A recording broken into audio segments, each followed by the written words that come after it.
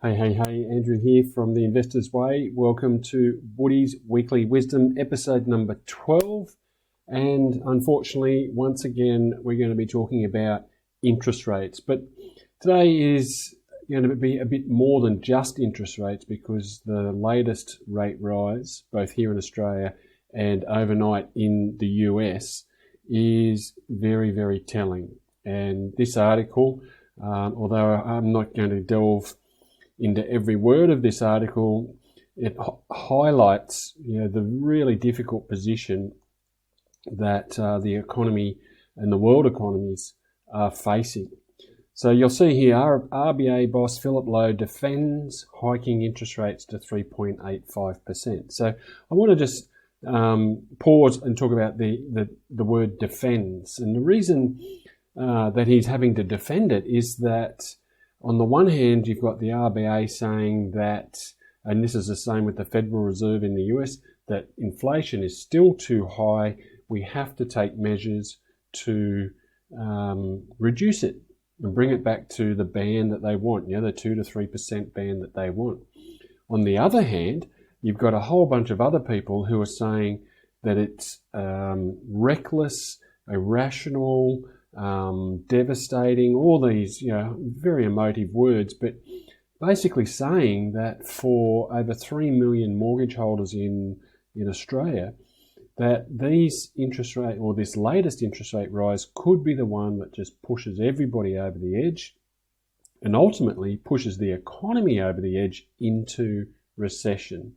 And that has led to some fiery discussions with the Federal or Reserve Bank of Australia boss Philip Lowe, and some very passionate defence on the one hand of the interest rate rise, and then some very passionate aggression against the interest rate rise. So if we look at the reason why they've done it, we know high inflation still there, the 11th increase in Australian interest rates in the last 12 months, which is just unheard of. It's unbelievable that it's happened so rapidly. And the argument from Philip Lowe is that if inflation stays high and people build up this expectation that inflation is going to be high, then they're going to be putting their prices up.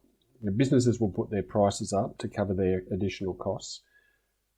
Staff are going to then start requesting higher wages to meet the higher costs that they're facing, and inflation will balloon. We'll get the recession. We'll get a loss of jobs and all this type of stuff, and it'll be a lot harder to rein things in. The counter argument is that effectively by putting interest rates, you're forcing that scenario to happen anyway, and you're hurting the people that least can afford to be pushed to a point of not being able to fund their lifestyle expenses.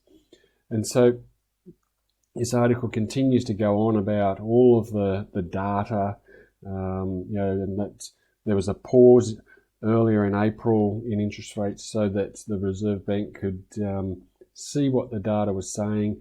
And even despite inflation dropping, they believed there was some worrying data there that forced their hand with another interest rate rise.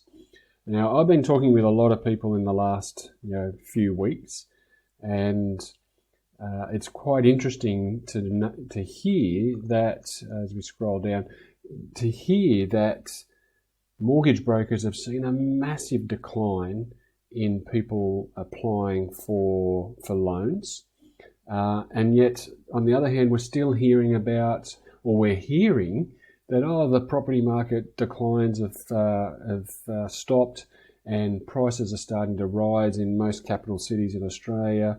It's also happening in the US as well, and so everything must be rosy. Well, the simple facts of that equation is that the only reason that prices have stopped falling and have stabilised is because there's a whole lot less being sold.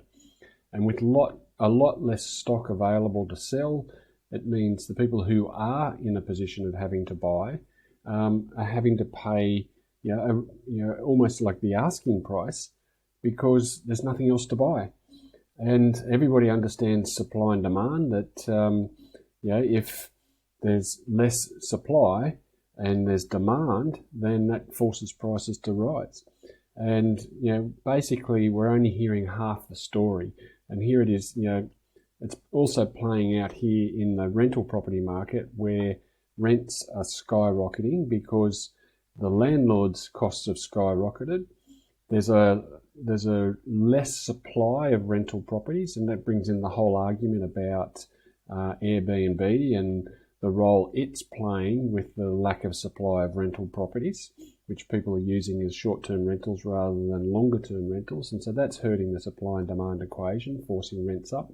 Interest rate rises are forcing rents up, and it's getting harder and harder for people to find a home, whether it's to purchase or to rent, which is putting a whole lot of pressure on the housing market. You've then got, coming back to the Reserve Bank's argument, is that it's taking longer to bring our inflation down, and that is an interesting argument, because I'm of the belief that this is becoming a little bit like a self-fulfilling argument, in that if you keep putting interest rates up, you're going to force people to put their prices up, which is going to force inflation to go up because prices have gone up. It's a pretty weird circular argument, particularly when you start thinking of things like electricity prices, which in this country, in Australia, most people don't understand, but there's a regulated tariff, and that's set once a year. And then the electricity companies set their pricing off that tariff. And so if you're getting a discount, you're getting a discount off that regulated tariff. And the government basically sets the regulated tariff. And if they're arguing that electricity prices are going up because of all the pressures on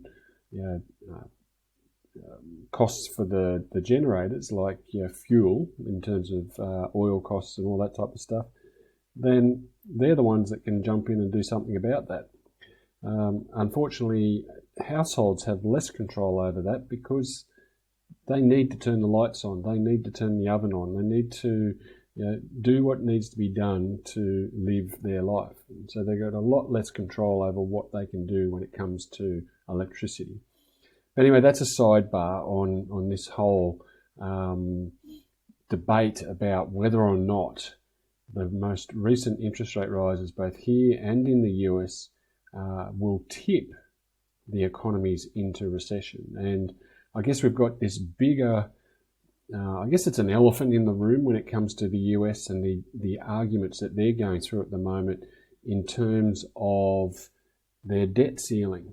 And there's a very big political ball being played, or game being played in the US at the moment between the two political parties, to determine whether or not they increase that debt ceiling. And if they don't, and the US defaults on its debt obligations, then that's a whole new world of pain that will reverberate around the world and almost certainly tip the US into recession, and that would almost certainly cause other countries around the world to follow them. And so there's a lot of, I guess, heat in the financial markets at the moment, in the political markets at the moment, and unfortunately, it's the consumers, it's the mums and dads, business owners who are having to suffer through this environment with the sledgehammer that is interest rates that are being used to slow us down from spending. And so as I just quickly scroll further down, effectively, if I go back to the people arguing against the interest rate rise, is that they believe that this most recent one is the one that will force or tip Australia into a recession, because of just the absolute pressure that it's putting on household spending plans and ability to meet their lifestyle expenses. So it looks like the the language being used in Australia is slightly different to the language being used in the US from their bank governor. So Australia is still saying potentially more increases coming. The US has avoided using that language in their recent announcements, so they may be pausing. But there is a threat in Australia that there is more more interest rate rises coming, which I was going to say the word punish, but it's not intended to punish Australians, but it certainly feels that way if you've got a mortgage and you're having to meet those additional mortgage repayments and therefore cut back elsewhere in your family's spending plan in terms of what you can and can't meet in that each particular month. So the idea is that these interest rate rises will slow everyone's spending down and therefore rein in inflation. But as I've been saying in these weekly wisdoms for some time now, there are a whole host of other events beyond the control of households that are also impacting the inflation. The war in Ukraine, yes, unfortunately, is having a massive impact on a whole host of markets and forcing prices up. We used to, the argument used to be that oil prices were causing a whole host of drama for inflation, but unfortunately that argument's out the window with the price having dropped dramatically back to more sustainable levels. So lots and lots going on. Important to understand that the arguments in this article are that, here it is down here as well, that the RBA is playing recession roulette, and it's going to be a very interesting couple of months to see whether or not they got it right, or, as is always or more often the case, that they overshot the runway and they forced the economy into recession, and then they've got to go on a rapid interest rate decrease profile to get people spending again to get us out of the recession. So interesting times. I highly recommend that you continue to have your plan, and if you're looking for some assistance during these times, please click the links that are below to have a chat, or reach out to us to find a way so that we can have a chat. We'd love to help you and guide you through these turbulent times, but be just mindful of all the facts that there's lots of arguments out there at the moment, and at the end of the day we just need to have a plan for our money so that we can continue on and ignore the noise that's going on around us. A whole host of other noise going on around what's going to happen to stock markets and property markets, which could lead me to going on for hours on this weekly wisdom. But for now, I just wanted to highlight the fact that there's a serious threat now of recession as a result of these recent increases, and it will be interesting to see how that plays out in the coming months, which we will cover in these weekly wisdoms. And that's Woody's Weekly Wisdom, episode number 12. I hope you enjoyed it. Leave me a comment down below, and if you want to have a chat about how we can help, reach out, click the link below, and we'd be happy to help in whatever way we can. Cheers.